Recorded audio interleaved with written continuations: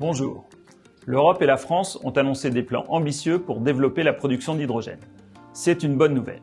Pour concrétiser cette ambition, il faut dès aujourd'hui imaginer les infrastructures, les modes de régulation et les mécanismes de marché pour faire en sorte que la production et les points de consommation se rencontrent de manière efficace.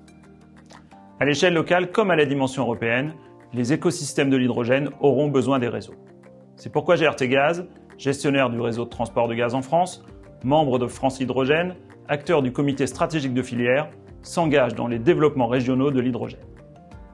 D'abord, pour permettre l'injection dans les réseaux des premiers projets de production d'hydrogène décarboné.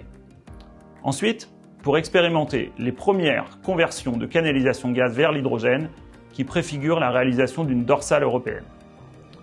Enfin, pour soutenir le développement des filières d'électrolyse, de méthanation et de gazéification. GRTgaz a déjà lancé 3 projets.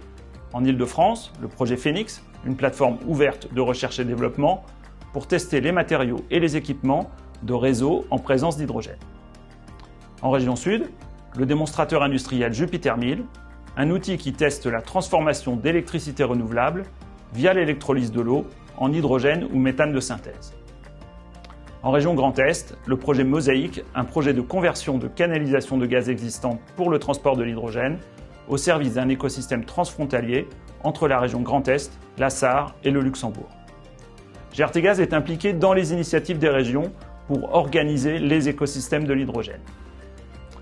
Ainsi, avec les régions de la façade atlantique, GRTgaz a entamé une réflexion sur l'acheminement de l'énergie produite par les énergies marines renouvelables et les besoins potentiels en réseau. C'est à l'échelle des régions qu'il faut organiser les filières de production et de consommation adaptées au territoire, structurer la recherche et l'innovation et imaginer les infrastructures nécessaires au développement de l'hydrogène. En Europe, à l'horizon 2030, les grandes vallées de l'hydrogène auront besoin de réseaux locaux, à Dunkerque, au Havre, à Paris, Lyon ou Marseille, avant d'aller vers un maillage plus dense et de dimension européenne. La demande française d'hydrogène pourrait atteindre 110 TWh par an d'ici 2040, faisant du réseau français le carrefour européen du transit de l'hydrogène. Il n'y a pas de temps à perdre. Le transport de l'hydrogène s'organise maintenant avec les régions.